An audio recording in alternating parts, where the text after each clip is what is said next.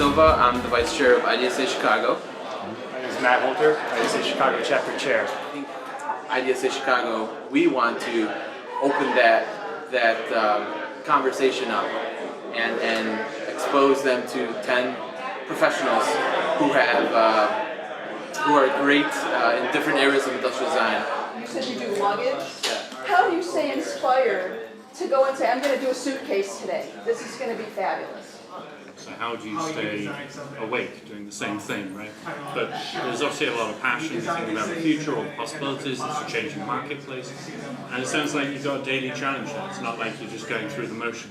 Part of the problem now is like how do you filter down and focus and really narrow in on what you, because there's always tangential things pulling you off. And I guess there's a lot of different things that you're hired for, and it just depends on everyone's individual skills and if you can provide value to the company in the way that they need it.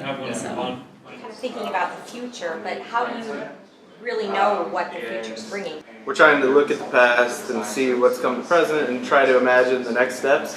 And by nature of all of our products are, 1, 2, 3, 5 years out, depending on the processes involved and how long it takes to get manufactured. If I think about all the patents that our company has, the vast majority of those patents have more than one person's name. So no single project is dedicated to one individual and it's all on their shoulders. And every project is an open project that multiple people are participating in and working on. And How upset do you guys personally get when you develop or design something so futuristic that it gets watered down by the time it ever, or if it ever gets to market?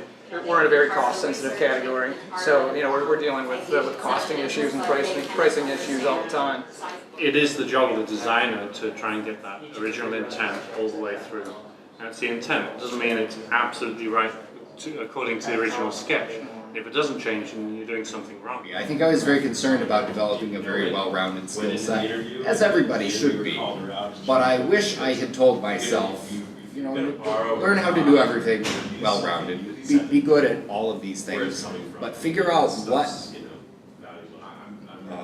tangent you want to just sparkle at. Figure out what it is. I think it is key to push your, to know your vendors and your manufacturers, and invite them to go with you on, you have to sell them on this idea to push their capabilities, because they will always want to take the shortest, most direct route, and that's easiest and most cost effective. Whether it's like a design, like a strategy, a specific design, a part on something, you ever get stuck on just in a spot where you're like, okay, now what do I do now?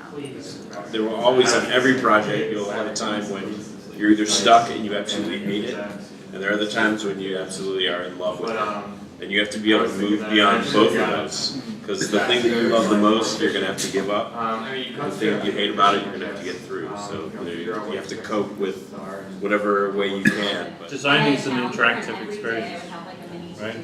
Where we just communicate our ideas to the paper and it bounces back ideas into our brain, and then we bounce it off of people.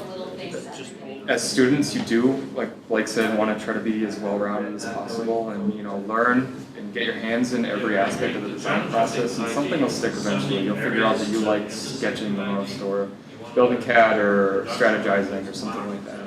Like a lot of designers, just get the biggest thrill out of just going through the whole process from start, from initial sketch, initial idea, going through that refinement process, and then finally getting into production and seeing people out there using it. Walking down the street, as I was driving down here, you see somebody using a product you designed.